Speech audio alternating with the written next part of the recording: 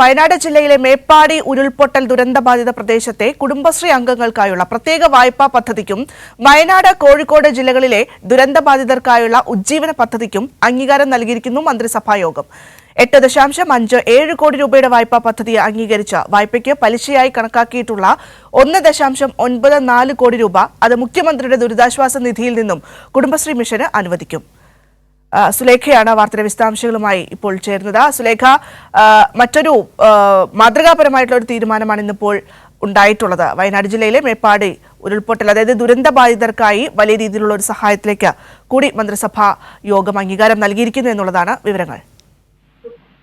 തീർച്ചയായും ഭദ്രാസനത്തിലെ സംസ്ഥാന സർക്കാർ ജനങ്ങളെ ചേർത്ത് പിടിക്കുന്നു എന്നുള്ളത് തന്നെയാണ്.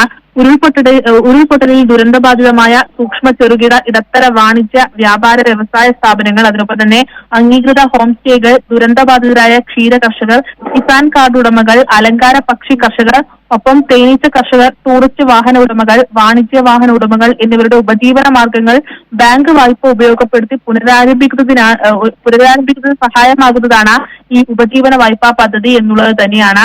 ഇത്തരത്തിൽ 8.57 കോടി രൂപയുടെ വായ്പാ പദ്ധതി അംഗീകരിച്ച വായ്പയ്ക്ക് പലിശയായി കണക്കാക്കിയിട്ടുള്ള 1.94 കോടി രൂപ മുഖ്യമന്ത്രിയുടെ ദുരിതാശ്വാസ നിധിയിൽ നിന്ന് വയനാട് ജില്ലാ കളക്ടർ മുഖേന കുടുംബശ്രീ മിഷൻ അനുവദിക്കും.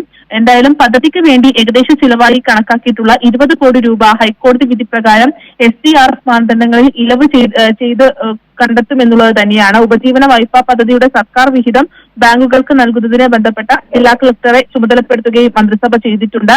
വായ്പാ പദ്ധതികളുടെ കാലാവധി അത് 2026 ഡിസംബർ 31 വരെ ആയിരിക്കും എന്നുള്ളത് തന്നെയാണ്. മേപ്പാടി പഞ്ചായത്തിലും അതിനൊപ്പം തന്നെ കോഴിക്കോട് ജില്ലയിലെ വാണിമൽ പഞ്ചായത്തിലും ഉണ്ടായ ഉരുൾപൊട്ടലിൽ ദുരന്തബാധിതമായി പ്രഖ്യാപിച്ചിട്ടുള്ള വാർഡുകളിൽ ദുരന്തബാധിതർക്ക് ബാങ്ക് വായ്പ ഉപയോഗപ്പെടുത്തി പുനരാരംഭിക്കുന്നതിനാണ് ഉപജീവന വായ്പാ പദ്ധതി നടപ്പിലാക്കുക എന്നുള്ളത്. ഏതായാലും വയനാട് ജില്ലയിലെ മേപ്പാടി ഉരുൾപൊട്ടൽ ദുരന്തബാധിത പ്രദേശങ്ങളെ കുടുംബശ്രീ അംഗങ്ങൾക്കായുള്ള പ്രത്യേക വായ്പാ പദ്ധതിക്കും വയനാട് കോഴിക്കോട് ജില്ലകളിലെ ദുരന്തബാധിതർക്കായുള്ള ഉപജീവന പദ്ധതിക്കുമാണ് ഇന്ന് മന്ത്രിസഭാ യോഗം അംഗീകാരം നൽകിയിട്ടുള്ളത്. ശരി സുലേഖ.